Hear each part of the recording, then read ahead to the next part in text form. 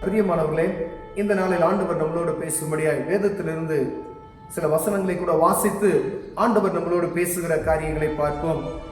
அது யோவான் புஸ்தகம் 16வது அதிகாரம் 8வது வசனம் இப்படியாக சொல்லுகிறது: அவர் வந்து பாவத்தை குறித்தும் நீதியை குறித்தும் நியாய தீர்ப்பை குறித்தும் உலகத்தை கண்டித்து உணர்த்துவார். பிரியமானவர்களே, பாவத்தை குறித்தும் நீதியை குறித்தும் நியாய தீர்ப்பை குறித்தும் உலகத்தை கண்டித்து உணர்த்துவார். அது மேல் வசனம் சொல்லுகிறது: நான் போகாதிருந்தால் தேற்றரவாளன் உங்களிடத்தில் வரார். இயேசு கிறிஸ்து இந்த பூமியில் இருக்கும் பொழுது, நான் போய் என்னுடைய தேற்றரவாளனை உங்களிடத்திற்கு அனுப்புவேன். அவர் வந்து உங்களோடு இணைந்து சில காரியங்களை இந்த ஜனங்களுக்கு, இந்த உலகத்தில் இருக்கிற அனைவருக்கும் போதிப்பார் என்று நமக்கு அவர் சொல்லியிருக்கிறார். பிரியமானவர்களே, இந்த பரிசுத்த ஆவியானவர் நமக்குள்ள ஊற்றப்பட்டு இருக்கிற அந்த அனுபவத்தை நாம் பெற்றிருக்கிறோம். மேல் வீட்டின் அனுபவத்தில் அந்த 120 பேர் கூடியிருக்கும் பொழுது பரிசுத்த ஆவியானவர் பொழிந்தருளினார். அந்த பரிசுத்த ஆவியானவர் இப்போ உலகம் எங்கும் அவர் இப்ப நிரம்பி இருக்கிறதை நாம் உணர முடிகிறது. உலகம் எங்கும் இந்த நீதியை குறித்தும் பாவத்தை குறித்தும் நியாய தீர்ப்பை குறித்தும் ஜனங்களுக்கு போதிக்கப்படுகிறதை நாம் பார்க்க முடிகிறது. பிரியமானவர்களே, அந்நாட்கள் ஆண்டவர், நான் போய் என் தேற்றரவாளனை அனுப்புவேன், அவர் இந்த 3 காரியத்தை குறித்து உங்களுக்கு மாத்திரமல்ல இந்த உலகத்திற்கு கண்டித்து உணர்த்துவார் என்று ஆண்டவர் சொல்லியிருக்கிறார். ஐயா, இது யார் கண்டித்து உணர்த்துவார் என்று சொன்னால், கர்த்தரை அறிந்து கொண்ட நீங்களும் நாமும் எப்படி ஆண்டவரை அறிந்து கொண்டோமோ, ஆண்டவரை அறிந்து கொண்டு இது பாவம், இது தேவையற்ற காரியம், நம்ம நீதிமான வாழணும்னு நினைக்கிறோம், அப்படி நம்ம நினைக்கிறோம் பார்த்தீங்களா?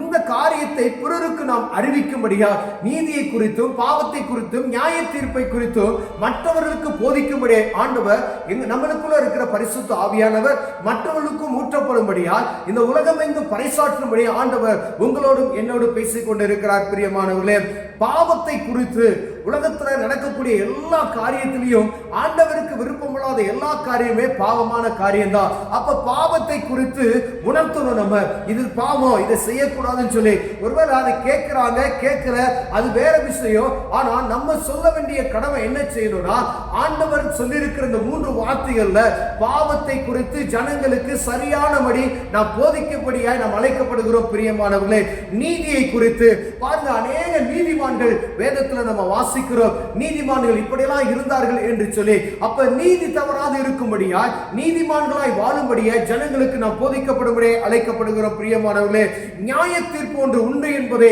ஜனங்களுக்கு அறிவிக்கும்படியா எல்லா மதங்களும் நரகம் உண்டு சொர்க்கம் உண்டு என்று சொல்லுகிறார்கள். ஆனா நியாய தீர்க்கிறவர் இயேசு கிறிஸ்து என்பதை யாருக்கு தெரியாது. பிரியமானவரே, இந்த நியாய தீர்ப்பை குறித்ததான ஒரு வாரத்தை, இந்த நியாய தீர்ப்பை என்ன நடக்கும் என்பதை ஜனங்களுக்கு போதிக்கும்படியா ஆண்டவர் உங்களையும் என்னையும் அழைக்கிறார். பிரியமானவர், ஒருவேளை நமக்கு தெரிந்த, உங்களுக்கு வேதத்துல நீங்க புரிந்து கொண்ட ஆண்டவர் உங்களோடு பேசின வார்த்தைகளை அறியாத ஜனங்களுக்கு நியாய தீர்ப்புனா என்ன, அவர் வரும்பொழுது என்ன செய்வார், அவர் வந்து ஜனங்களை மீண்டும் எடுத்துக்கொள்ளப்படுவார், அந்த நியாய தீர்ப்பின் நாட்கள்ல என்ன நடக்கும் என்பதை ஒவ்வொரு ஜனங்களுக்கும் நாம் அறிவிக்கும்படியாய் ஆண்டவர் நம்மளோடு பேசிக் கொண்டிருக்கிறார். பிரியமானவர், நான் போய் என்னுடைய தேற்றரவாளனை அனுப்புவேன், அவர் உங்களுக்கு இப்படிப்பட்டதான காரியங்களை போதித்து உணர்த்துவார் என்கிற உலக மக்களுக்கு ஆண்டவர் பறைசாற்றுகிறதை நாம் பார்க்க முடியும். அவர் தெரிந்து கொண்ட 12 சீடர்களை வைத்து ஆண்டவர் 120 பேர் மேல பரிசுத்த ஆவியை ஊற்றினார். அதற்கப்புறம் பேதுரு நிமித்தமாய்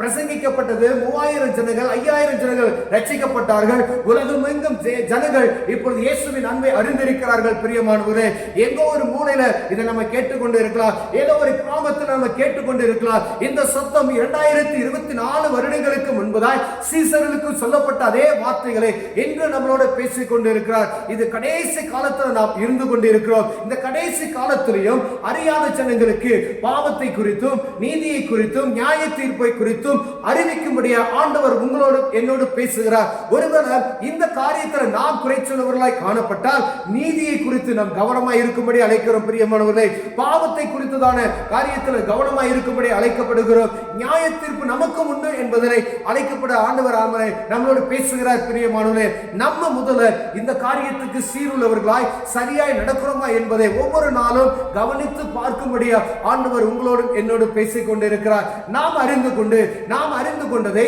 பிறருக்கு எப்படியாவது இதை சொல்லும்படியாய் ஆண்டவர் பரிசுத்த ஆவியானவர் நம்மளோடு பேசுகிற காரியத்தை மற்ற ஜனங்களுக்கு போதிக்கும்படியாய், சுவிசேஷத்தை அறிவிக்கும்படியாய், இந்த வார்த்தைகளை பாவத்தை குறித்தும் நீதியை குறித்தும் நியாய தீர்ப்பை குறித்தும் ஜனங்களுக்கு அறிவிக்கும்படியாய் ஆண்டவர் உங்களோடு என்னோடு பேசுகிறார். பிரியமானவர்களே, கண்களை மூடுவோம், ஜெபம் செய்வோம். அன்பின் தகப்பனே, ஆண்டவரே, பரிசுத்த ஆவியானவர் எங்களுக்கு அருளதுக்காய் ஸ்தோத்திரம். ஆண்டவரே, நீதியை குறித்தும் பாவத்தை குறித்தும் நியாய தீர்ப்பை குறித்தும் மற்றவர்களுக்கு அறிவிக்கவும் நாங்கள் கடைபிடிக்கவும் என் தேவனுக்கு கிருபை பாராட்டுவீராக நாங்கள் ஜெபிக்கிறோம். இயேசுவின் நாமத்தில் பிதாவே, ஆமென், ஆமென்.